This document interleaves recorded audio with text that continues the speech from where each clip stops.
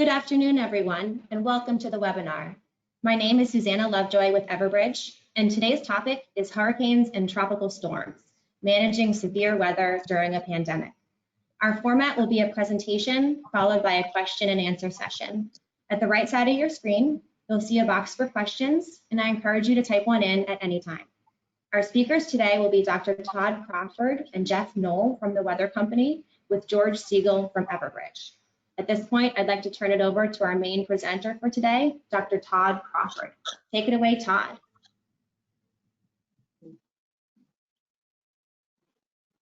Okay, thanks, Susanna.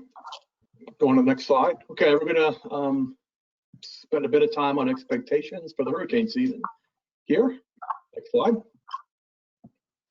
So the outline for my talk will spend a bit of time on history, and then we'll spend most of the time on the expectations and the reasons here.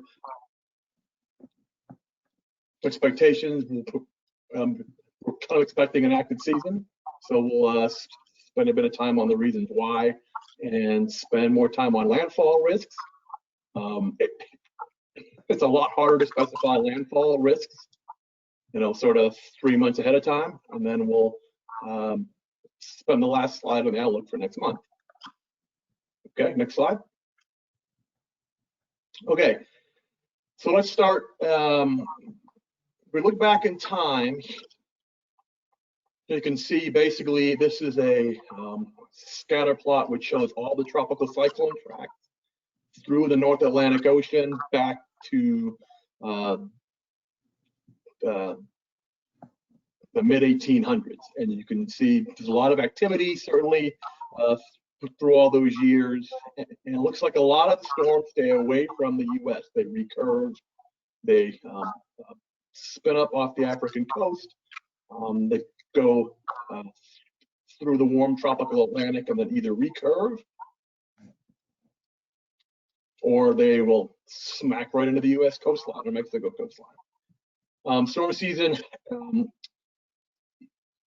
is about 3.5 weeks old now, and it goes through November, although those boundaries are a bit squishy. There have been a lot of storms in May in recent years, smaller, weaker storms, and we've had storms into the holidays some years as well.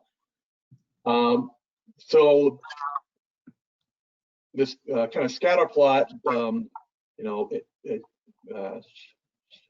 shows that a majority of storms are going to miss the U.S. 25% make landfall, and in an average season, well, spin up 7 or 8 hurricanes here, and 3 of those are major in an average season. Okay, next slide.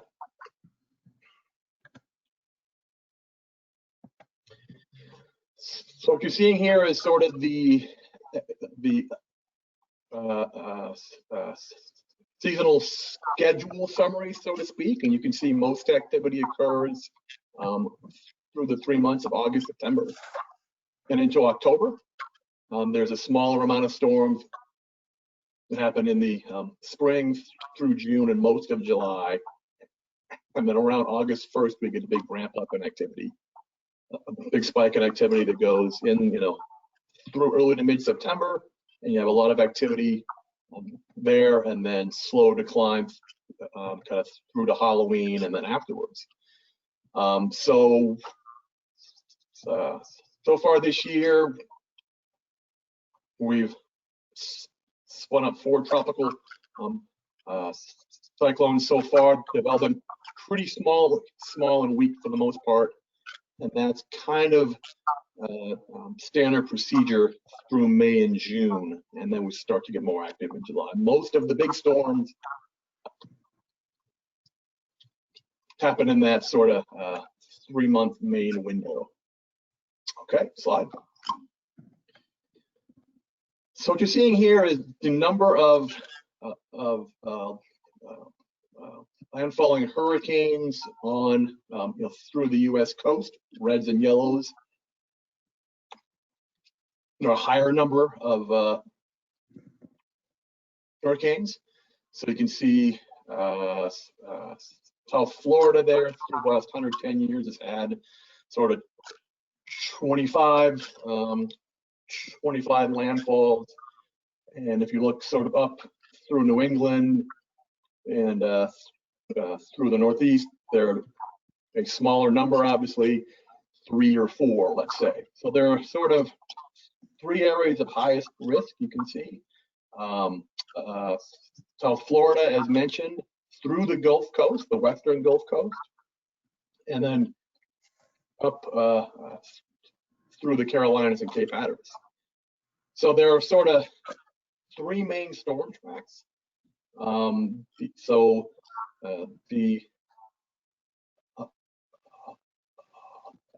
A large majority of storms spin off from Africa, come towards the U.S., and then spin back up out to sea, recurve. And that's because they get sort of spun up in the mid-latitude westerly flow through the northern U.S. in the summer, and they get spit back out into the Atlantic. But occasionally, a storm will skim the Carolina coast or even New England. I guess through New England, they're pretty rare to get a hurricane. I think Hurricane Irene was the last landfalling hurricane in New England in 2011, but they do occur in New England once in a while. And then another storm track is right at South Florida. You stay out of the mid-latitude flow, stay south of the westerlies, and storms go through South Florida into the Gulf. And so you can hit both South Florida and Louisiana, let's say. And then the third mode of landfall is storms that spin up in the Caribbean and drift northward up into the Gulf. And that happens more at the end of the season in October. So those are kind of the 3 landfall modes. Okay, next slide. So if we look at sort of trends through time, these are pretty much the hurricane landfalls in the U.S. Through the last 118 years in red, and we've smoothed the time series in blue, obviously, and you can see through that smooth time series, there's a lot of variation sort of through multi-decadal cycles here, where you have sort of spikes about 110 years ago, and then you had a lot of landfalls in the 1940s, and then again, about 20 years ago when we had a lot of landfalls, 04 and 05 and Katrina, and there was a lot of hype and a lot of kind of expectations, all these landfalls was going to happen going forward. Kind of new normal and all that stuff, and then all of a sudden we stopped having landfalls almost altogether. From 2009 through 2015, we only had 4 and 7 years. And that was unprecedented. And now, through the last 5 years, we've had a lot more landfalls again. So you have a lot of there's a lot of interannual variability, and there's slower long-term multi-decadal variability. In the end, though, we have 1 or 2 landfalls in an average year in general. Okay, next slide. If we split the landfall risk up by 4 regions, here is defined on the right side. So sort of through the Gulf of Mexico, there's the highest risk here, and you have the smallest risk in the Northeast. So the graph shows the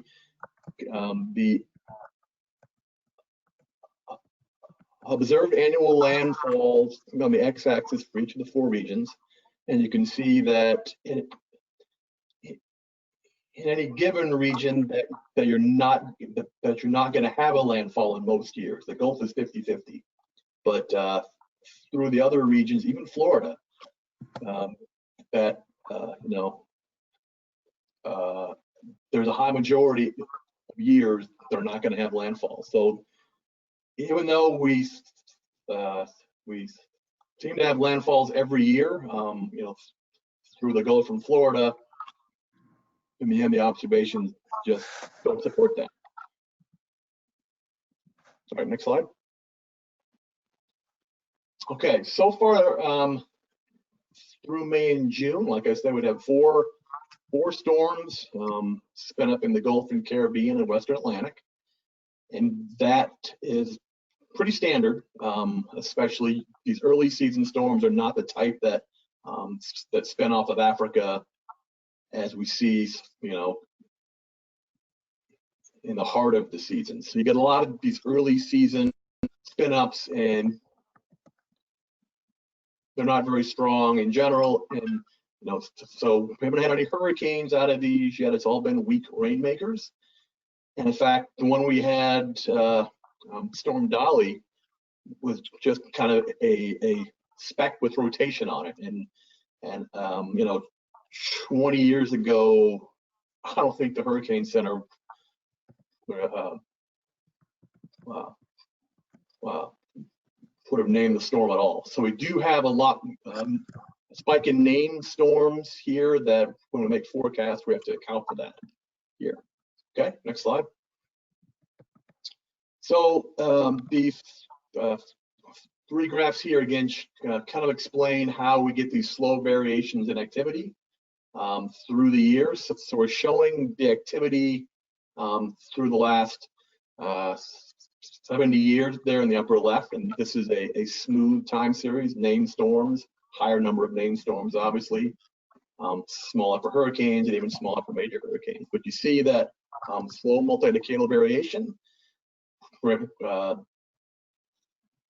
lot of activity through the 40s and 50s, and there was a lot less activity in the 70s and 80s, and then a ramp up into last decade where we had a lot of activity, and then it started to go down again as we expected, but we have spiked up here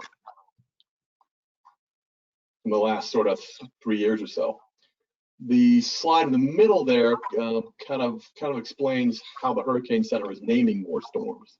So you see that that sort of spike in the ratio of named storms to hurricanes, and we're seeing that again this year. So it's hard to train our models on predicting named storms when the goalposts keep moving, so to speak. So we try to get the hurricane numbers right first. You can see there on the right, the hurricanes are much smoother time series. All right, next slide.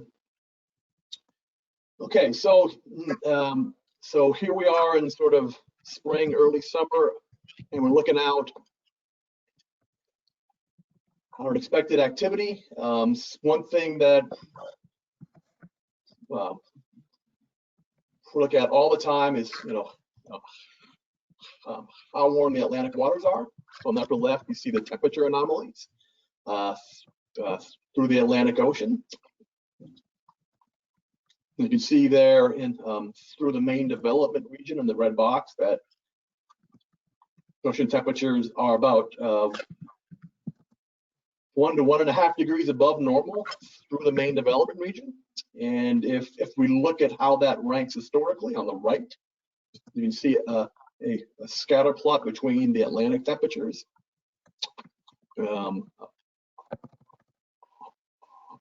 On the x-axis and the storm numbers there on the y-axis. There's a good positive correlation. If the waters are warmer in the Atlantic, then you're going to spin up more storms. It's that simple. So we are pretty warm in the Atlantic right now.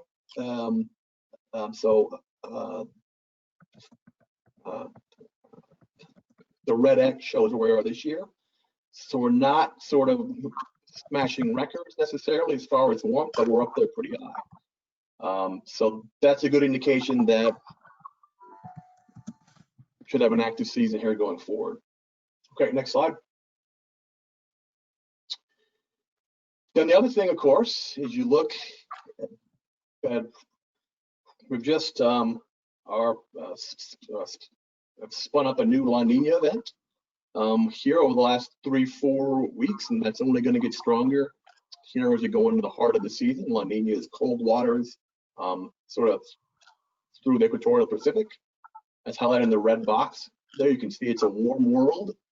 If you look at a lot of the ocean temperature anomalies through the globe, it's above normal there through most of the globe, except for isolated areas, and one of those is that La Nina signal.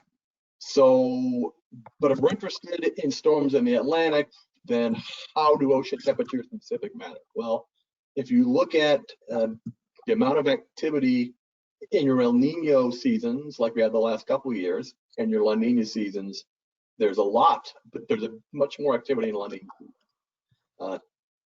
Twice as many hurricanes on average in La Nina season. So that's all because you don't have as much wind shear over the Atlantic when you have a La Nina event. So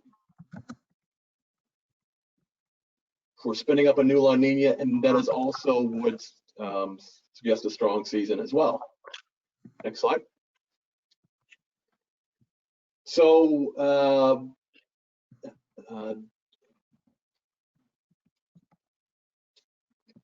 there's some other indicators as well. There are sort of specific models that run out. The ECMWF model is the most accurate model kind of through the entire world. If you're looking at 3 hours out, 3 days out, 3 months out, the skill of this model out of the UK is best. And they predict the number of hurricanes each year there in the blue line, and then the observed number of hurricanes in the red line there. So you can see through the last years of forecast,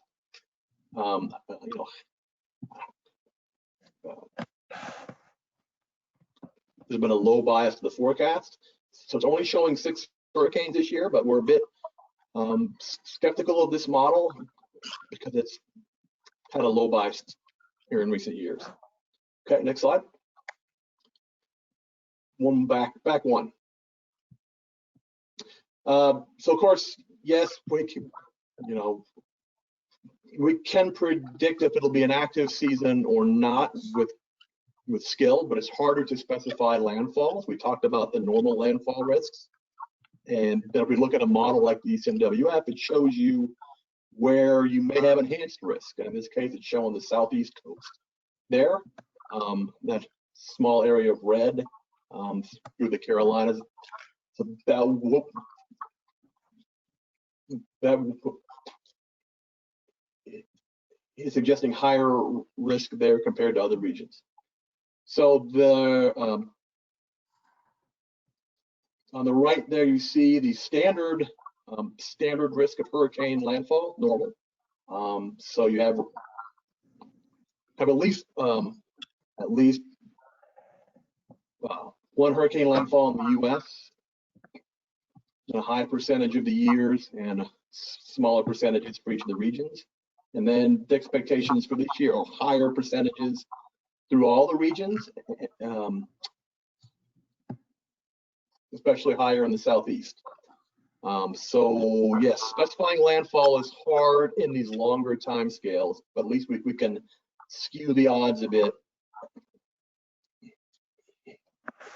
and in one direction or the other. Okay, next slide. Okay,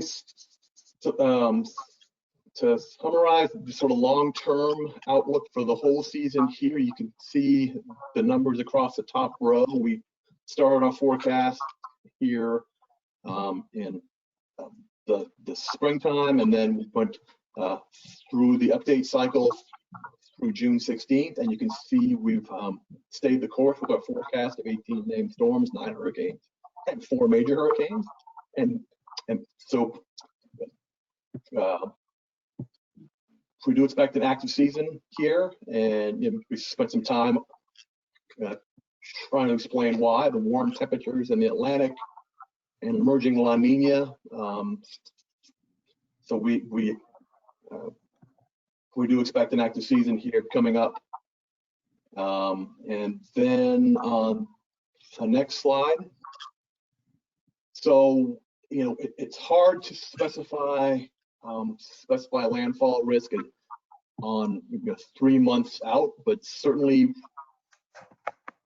when you get within a couple weeks, then you do have skill in doing that. And we've spent a lot of time on our R&D department on this tropical tracker, which shows you the kind of expected hurricane risk through 15 days. Updates every 12 hours. An example here is for Irma. Here, when it had a landfall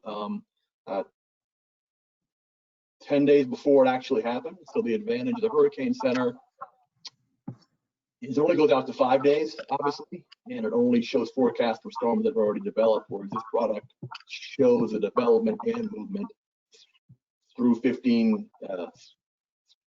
days in the Atlantic Basin. And I don't know if you have access to this or not at Everbridge, but we look at this a lot, kind of starting in August, once you get that big spike in activity. And then I've got another slide. I believe I'm done. Sort of through the next month, the outlook for the next month. Again, it's very early in the season, so we don't expect too much. The graph on the left shows the expected development through 15 days. There's a small chance of a weak storm out in the tropical Atlantic. And then as we go ahead through mid-July there, and then into the end of July, you can see a couple areas of potential development sort of off the East Coast and then near the Gulf there at the end of July. So that's when it's gonna maybe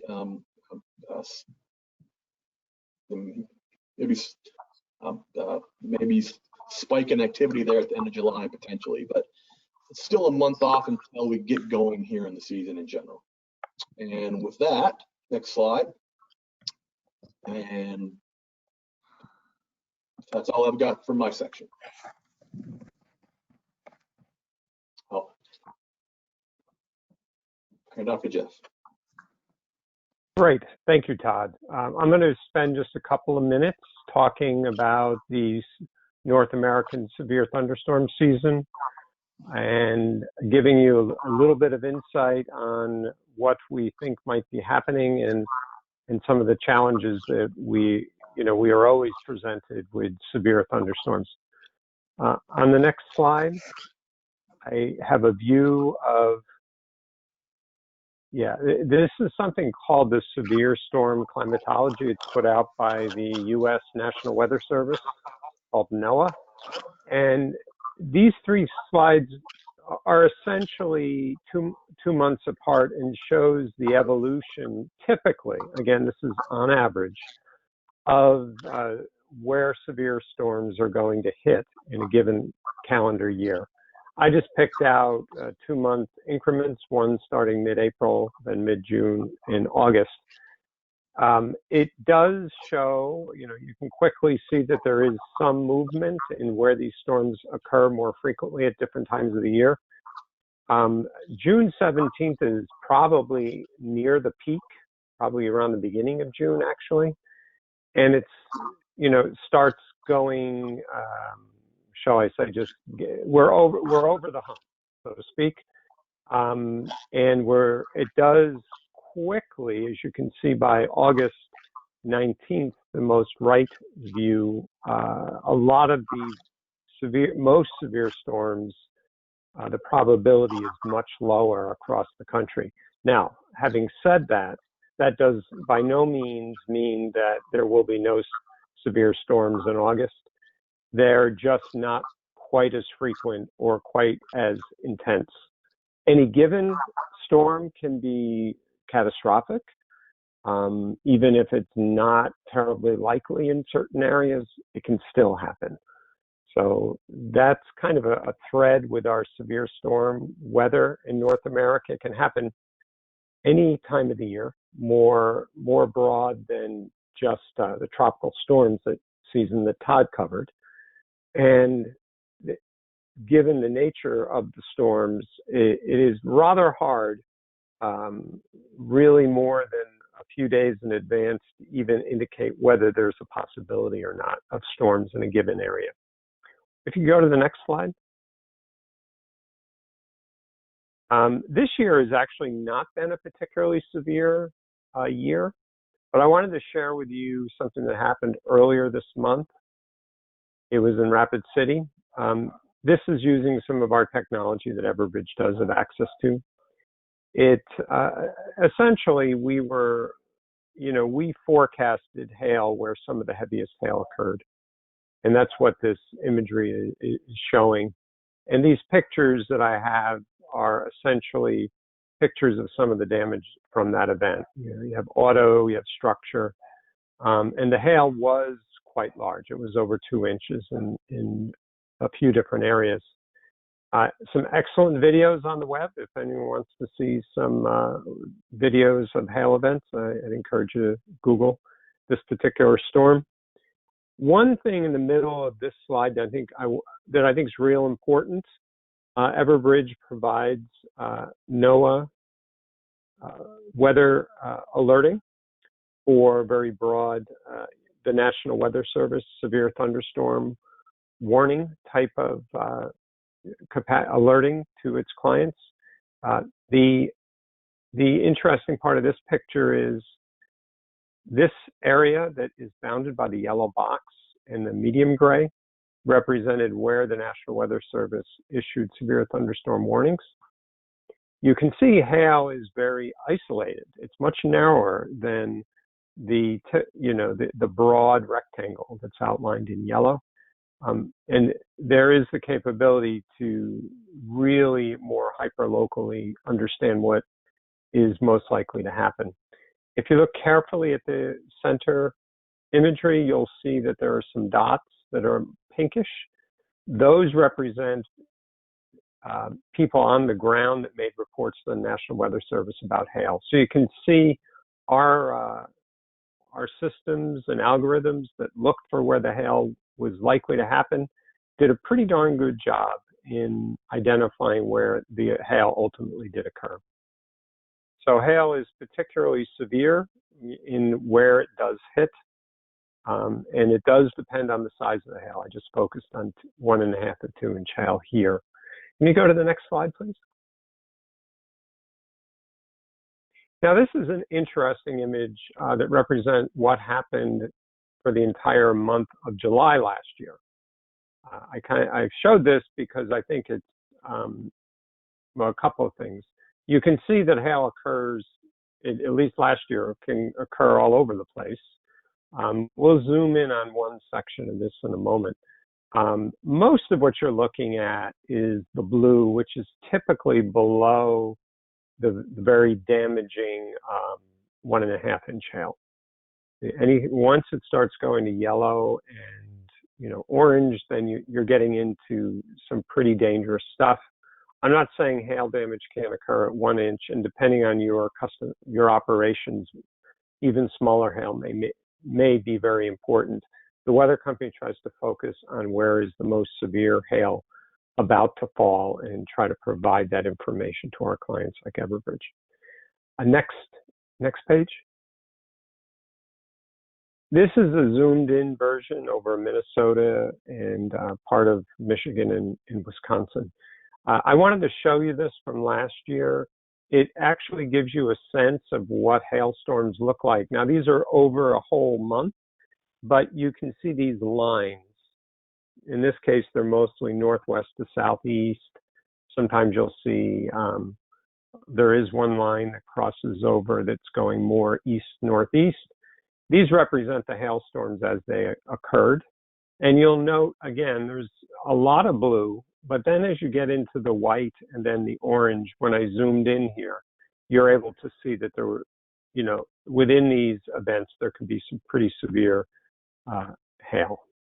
So, looking at 2020, what's going to happen, 2 points I want to leave with you is, one, we are past the peak, but that doesn't mean we're out of the woods. So we could have hail events. Hail events typically are pretty isolated, as you can see in this particular slide. Hail, I didn't show tornadoes and some other severe weather that does pop up, but with thunderstorms in general, you particularly have these narrow bands where the most dangerous weather occurs. And again, that type of information is brought forth to our clients so that they can alert the people that are most at risk to damaging weather. I think that's it for me. There you go. Over to George. Hey, good afternoon or good morning, everyone. Thanks, Jeff and Todd, for your excellent presentations. This is George Siegel, Senior Director for Critical Event Management Solutions at Everbridge.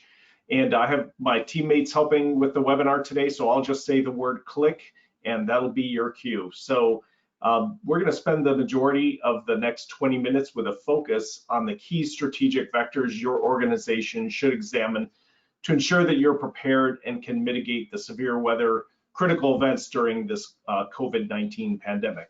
Click. All right, to do so, we need to take a look at where we are today, and we'll begin with that and a case example. Click. So first, people.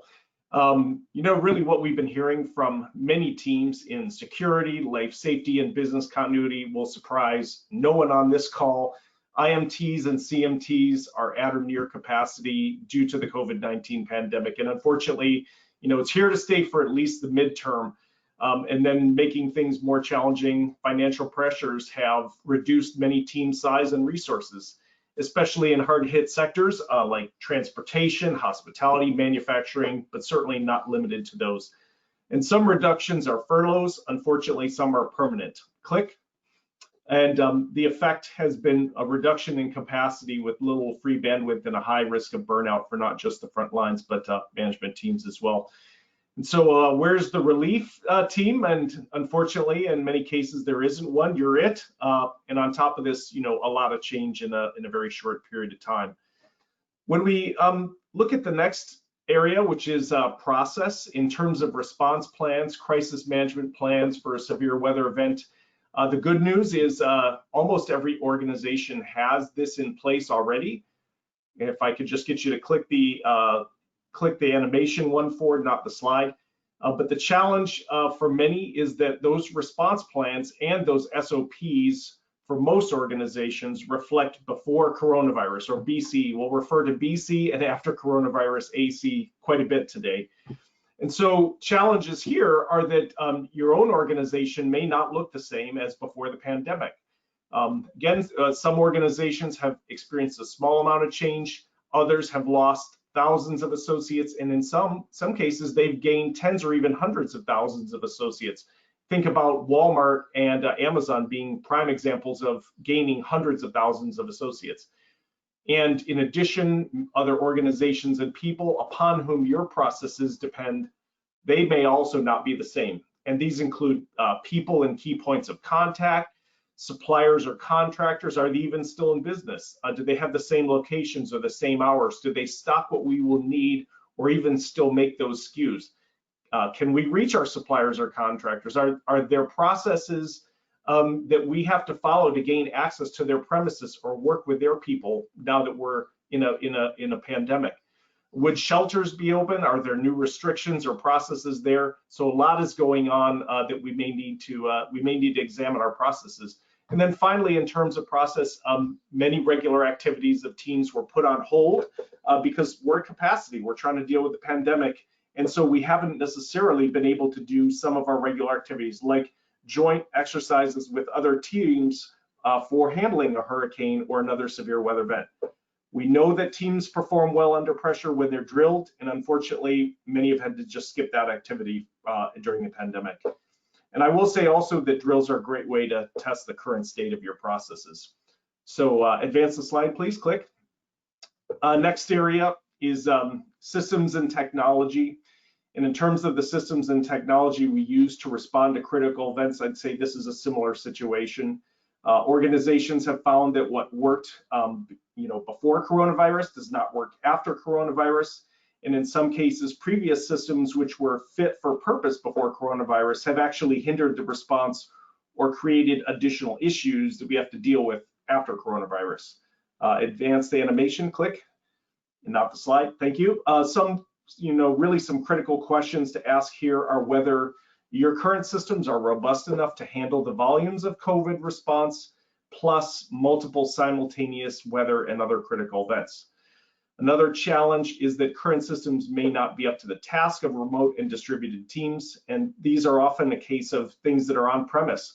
Can your teams access this remotely? Are they globally accessible? Are they resilient? Have they been updated with coronavirus SOPs or after coronavirus SOPs, processes, and plans? And have they even been updated with all the data, which is really the heart of the next strategic area? Click. So data and intelligence. A principal challenge many organizations have now is how to account for somewhere between 0% to 95% of people working from home, with numbers that change every day. In many cases, sources of record may be up to date, but often derivative data or downstream systems haven't been updated or adjusted to reflect after coronavirus and the new normal. And here are a few examples. Do we have data on alternate locations where our people might be residing? And we've seen many people move to secondary residences, or perhaps they're moved in with relatives and assisting there. Could we reach them at that location? Here in Michigan, where I'm located, many people are at summer residences. They may not even be on file with your systems of record. We talked earlier about suppliers in the supply chain business. Before coronavirus, supply chains were very finely tuned and optimized. After coronavirus, much different. Do we have the same suppliers and supply locations? What about emergency stock levels and inventory? Are the same SKUs available? And then logistics, how things get from place to place have also been significantly disrupted, and likely the old routes that our goods and traveled over, those probably don't apply anymore. So do we know what those new supply chain routes look like in our current situation? And similarly, do we understand what an impact a severe weather event would have now on downstream distribution? And that's also likely changed in terms of locations and routes and modes of transportation. And then last but not least is the risk intelligence around both severe weather events and the pandemic itself. Many teams have been challenged to understand the kind of things that are evolving with COVID-19 and everything else that's going on. And we've had a lot of things going on. This is due to the daily changes in the patchwork of quarantines and reopening phases. We have new hotspots and outbreaks. There's challenges with getting data on a global basis. What's going on in all the countries we operate in, it's just a lot to manage all at once. Advance, please. And how often, how much, click please. How often and how much, and by the way, you're not alone. So this is something we wanted to share with you. Click please. Yeah, definitely not alone. In a survey of 214 critical event management executives like yourself, severe weather was by far the most prevalent source of critical events at 33%. And of all of these, by the way, the average cost is $350,000 for a single critical event. And I think we can agree that a hurricane or some other severe weather event are likely at the top end of the bell curve, and of course the pandemic exponentially more. Click. So let's take a look at a quick case example. Not that rare, unfortunately, to have multiple ongoing critical events, including severe weather events. Click, please. Everbridge works with an organization that's on their CEM journey, and they've had to manage multiple critical events simultaneously. First, the baseline critical event is the pandemic and the recovery. Click. If you could just click through the next few here. Layered on were 3 severe weather events: flooding in the headquarters community. Click please, a couple times. They had flooding in their headquarter community, and this affected thousands of associates. Click, please. There was also the tropical storm Cristobal that Todd spoke about. That was in the Gulf of Mexico, and that was around key manufacturing facilities. Click, please. There was a cyclone in India simultaneously, also affecting shipping, manufacturing sites and offices in India, and again, that region of the world. Click, please. And of course, we also had protests nationwide. Click, please. There were some learning opportunities. One was that they didn't have all the data on the asset side.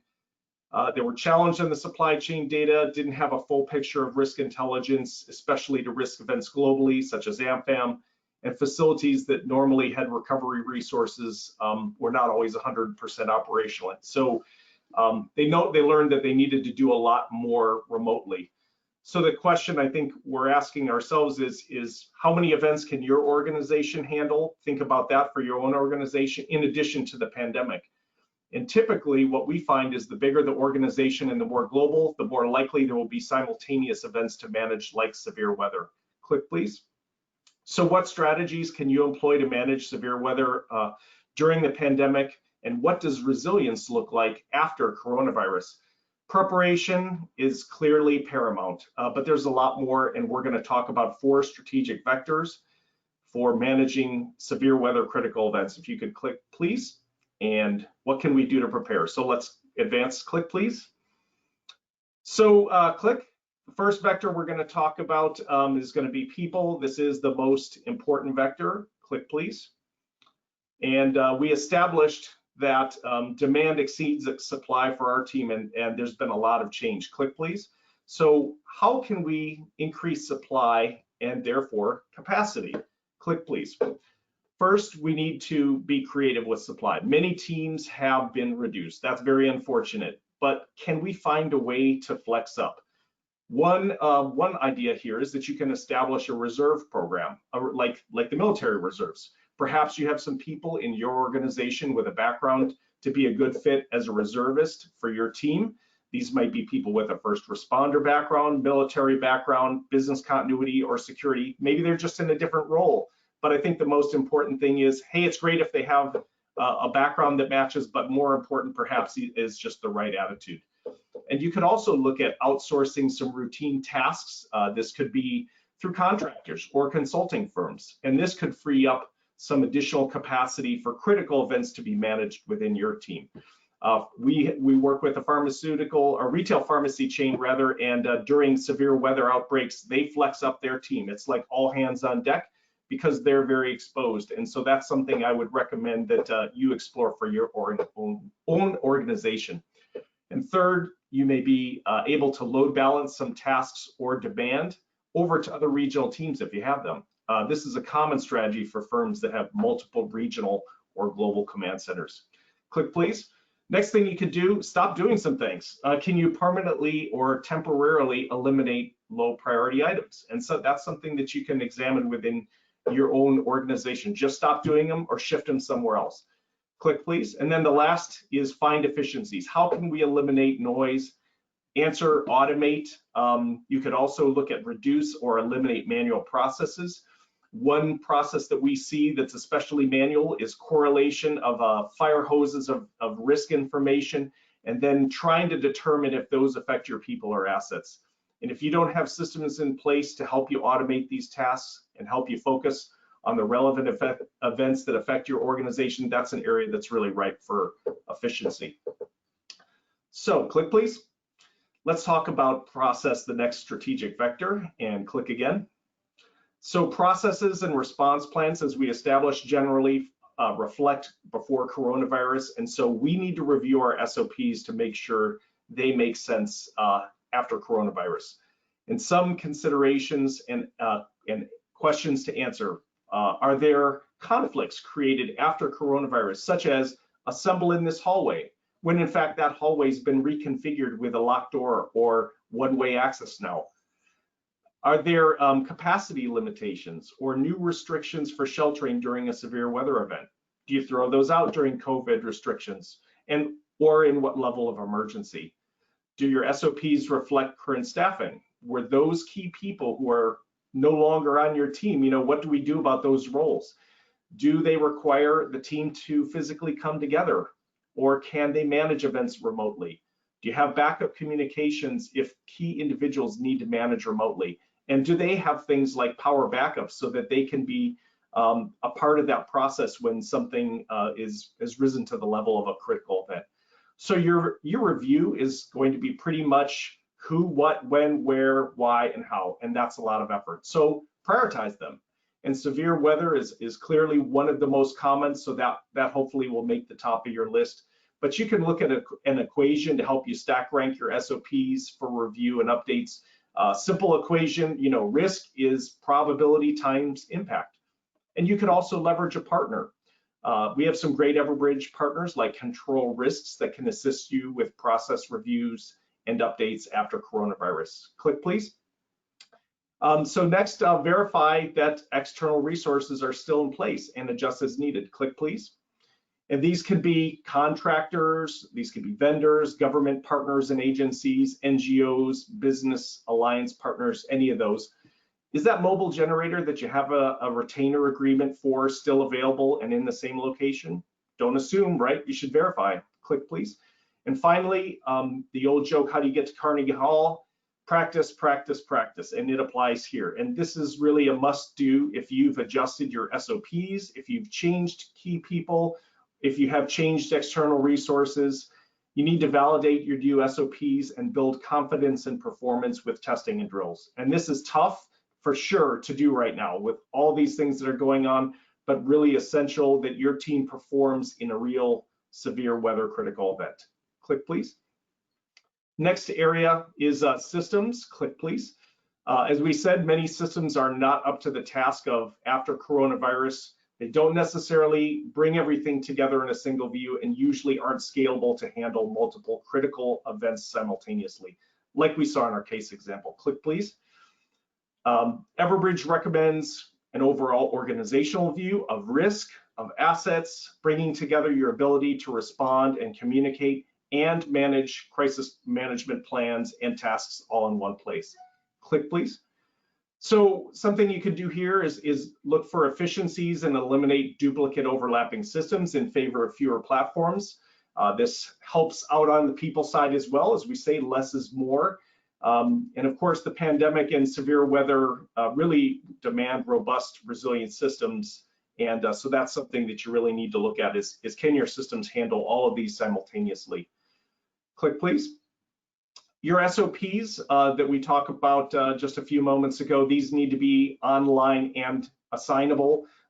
People won't necessarily be in a common location. They need to be able to access those remotely. Click, please. So they should be mobile enabled, and you need also to be able to track the progress of response anywhere from halfway around the world or from your summer cottage in the northern part of Michigan, wherever you happen to be. Click, please. And lastly, dashboards and virtual command centers are even more important in after coronavirus world. So as we said, physical spaces may not be in full use. You may not be able to bring those teams together. This really does put a premium on communications and collaboration. So you've got to keep your stakeholders and executives informed and have the integrated tools to do this. Click, please. And then the final vector is data and intelligence. Click. Previous data and intelligence, I think we established might not be accurate, might not be reliable.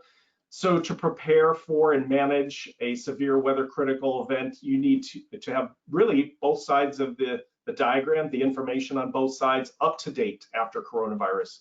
And the more you can bring it all together in one place, the better. Click, please.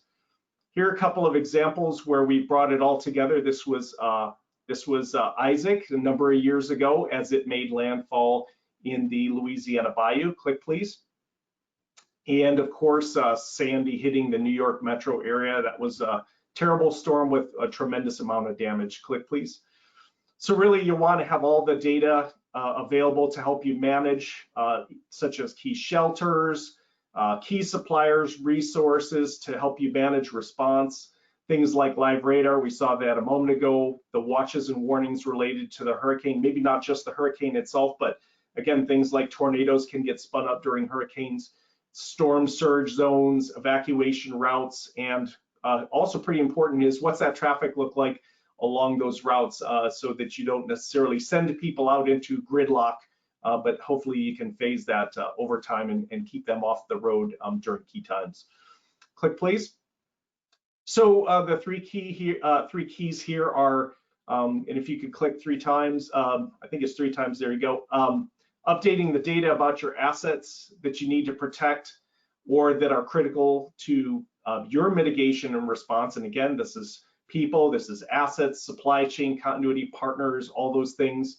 Ensuring that you have a comprehensive picture of risk, including COVID and the situation there, the hurricane, any kind of severe weather like Jeff showed us, and then everything else, the protests, the floods, cybersecurity, whatever else is appropriate for the business you're in. And then finally, don't forget to engage and review and update any data or filed response plans with your local government agency partners. And again, this could be things on shelter, evacuation plans, emergency contacts at your company, whatever it happens to be. Make sure you work with your local teams. So as we say, there's a lot going on here. Next slide. Click, please. This is going to take time. So really pack a lunch. It's kind of a journey, but we do recommend that you prioritize and partner. Click, please. And we are available to help you with this journey, and we can help you accelerate it. Click, please. What's needed here is really the correct cadence of activities, and this includes knowing what's happening or may happen soon, being able to automatically identify what and who's impacted, who needs to know and who can help, being ready to inform, communicate with, collaborate with, or mitigate the risk to accelerate the incident resolution, and then finally automatically collect the necessary data about the incident to comply with regulations. And then you always want to improve your response process and effectiveness over time. So the key here is that these activities should not be siloed, but instead fully integrated, and that's what we do with Everbridge Critical Event Management. Click, please. So really the goal is that you streamline your critical event response processes and get to an accelerated resolution. Click, please. Our solution is always on, so whatever the critical event or the incident, and this could be from coronavirus through severe weather, cyber attacks, IT, whatever it is, Everbridge CEM is on, and it's helping you mitigate the risk and accelerate the resolution when these events become critical. Click, please. And just a few data points about who we work with and who we help, and over 5,000 customers, and we'd certainly like to add your name to the list, and we'd love to have a conversation with you. I'd like to turn it back over to my Everbridge team, and Susanna, I think back to you for questions.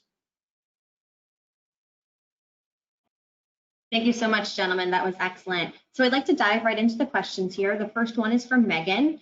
We've already had 4 named storms. Does a quick start to the season mean the rest of the season will also be unusually active? Sure. I guess I'll handle that one. Yes, it's been so we have had a lot of named storms early in the season, but the the specific location of where those storms develop are important. So the storms that have spun up so far have all been close to the U.S. So those are kind of spurious, anomalous things that don't forebode, that it'll be a strong season necessarily. So the answer is no. But again, I think we've shown evidence that it will be a strong season anyway. Through the warm Atlantic season and through the La Nina. But the sort of speedy start to the season here in this case is not necessarily meaningful.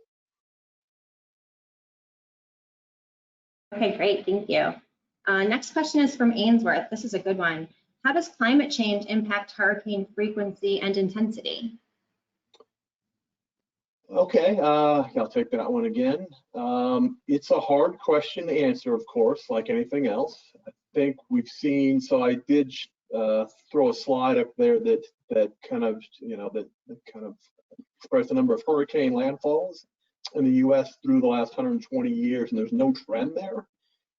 So I think sort of in that regard, you don't have a strong signal at hurricane landfalls, you know, through the U.S. And also, I've looked at the total number of hurricanes in general in the Atlantic. You see multi-decadal variation, slow variation over scales of decades, but no real kind of spike or increase in the number of hurricanes. Now there is some new research that does show that stronger hurricanes, Cat 3 and above, are becoming more frequent here because the ocean is warming. So there's a small signal there, I think, for an increase of intense hurricanes. But in general, I think there's not a lot there with anything interesting in the climate change and hurricane relationship. I think it's a pretty small relationship, if any. Okay, great. Next question, and I think we're hopefully be able to take a couple more. This one is from Brody. With tornadoes and tornado outbreaks, is there a hurricane season that is like a tornado outbreak?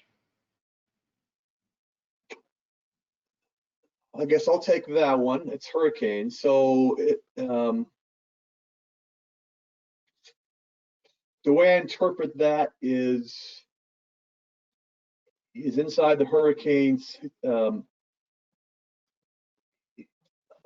is there a rash of hurricanes, kind of inside the season, like we have a big tornado outbreak? That's the way I interpret that question. And well, the answer to that is yes. We typically get hurricanes in spurts during the seasons. So you have a whole bunch of activity and then things shut down for a couple of weeks and then you get a bunch of activity. So it's not a steady flow of hurricanes through the season. It normally comes in waves. That is all because of how the atmosphere kind of, has these spells of active forcing and inactive forcing. So on the area of when you spread the active forcing through the Atlantic, that lasts for a couple of weeks and you get a lot of activity, and then you get the inactive forcing that squashes development for a couple, 3 weeks, vice versa. So in that regard, yes, you do get these things in waves, not steady flows through the season. Okay, good to know. Running up on the hour here, so just one last question. This one is from Stephen. What are the chances the La Nina sputters and dies, reducing the amount of hurricane activity? Yeah, that's always a chance. Obviously, when you look out 3 months, then we use a lot of models and such, but obviously, 3 to 6 months out, scale and accuracy are smaller than 3 days out, certainly. So there's always a risk, but I think we already have a La Nina emerging, and most of the models agree that it's going to be around through the season. So I guess if I had to sort of specify a percentage of it dying, I'd say 20% or less. Like an examination of all the evidence, it looks locked into me at this point. Okay, good to know. Well, at this point, I want to thank everyone for joining. I want to give a special thanks to all 3 of our speakers. We've been incredibly helpful, and thank you again for attending. Stay safe, everyone. Best of luck. Bye.